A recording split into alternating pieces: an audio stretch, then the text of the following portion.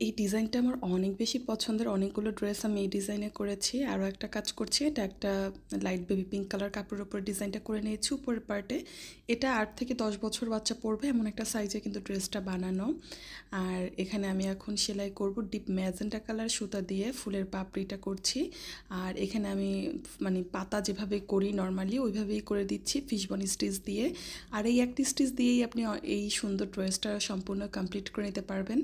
তো এভাবে করে এখন আমি সুন্দর করে সবগুলো পাপড়ি করে নিব।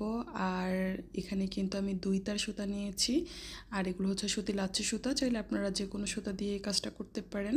তো এই যে এভাবে করে কিন্তু এখন আমি সব পাপড়িগুলো করে নিব। আর সুন্দর করে পাপড়িগুলো করতে হবে, ভিতরের দিকে যেন কোনো ফাঁকা না থাকে।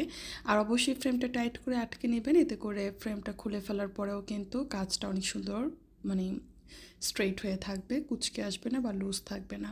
আর সুতা টানার ব্যালেন্সটা অবশ্যই সমান রাখবেন। পিছনের দিকে এভাবে করে সুন্দর করে কিন্তু সিকিউর করে গিট দিয়ে দিবেন, এতে করে সেলাই আর খুলে যাওয়ার সম্ভাবনা থাকে না। তো এই যে আমার একটা ফুল কমপ্লিট হয়ে গেছে, বেশ সুন্দর লাগছিল।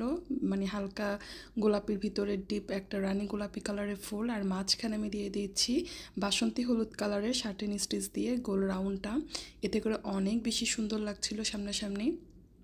তো এভাবে করে আপনারা কিন্তু বড়দের জন্য ড্রেস করতে পারেন, কামিজে করতে পারেন, অথবা ওড়না করতে পারেন, শাড়ি করতে পারেন। তো এই পর্যায়ে আমি টিয়া কালার সুতা নিয়েছি, আর আমি পাতার ভিতরেও দিয়ে দিচ্ছি যেভাবে ফুলের পাপড়িটা করেছি শার্ট ফিশবন স্টিচ দিয়ে, সেটা দিয়েই করছি। আর এখানেও কিন্তু ফুলের সাইজের মানে পাপড়ির সাইজের অনুযায়ী কিন্তু পাতাগুলো দেয়া একই রকম করে। আর এখানে আমি 2 কালারের সুতা ব্যবহার করব, সবুজ এবং টিয়া, এই 2 কালার মিক্সড করে পাতা ডালের কাজ করাতে দেখতে অনেক বেশি সুন্দর হবে। আর এই যে দেখতেই পাচ্ছেন মানে পাতাটা কিন্তু অনেক কিউট লাগছে। আর কালারগুলো আসলে মানে ফুটেছে খুব কাপড়টার উপরে। কালার ম্যাচিং করাটা খুবই জরুরি। আপনি যদি সুন্দর কাজ করেন কিন্তু কালার ম্যাচিংটা সুন্দর না হয়, সেই কাজটা কিন্তু ফুটবে না। তো এই যে আমি টিয়া কালার কাজ কিছুটা করব, আবার সবুজ কালার সুতা নিয়ে কাজ করব। চাইলে আপনারা এখানে মানে মিক্সড যে সুতাগুলো থাকে শেড সুতা, সেগুলো ব্যবহার করতে পারেন। আমার কাছে শেড সুতা ছিল না, তাই আমি 2বার করে আলাদা আলাদা করে সুতাগুলো নিয়ে নিয়ে কাজ করব।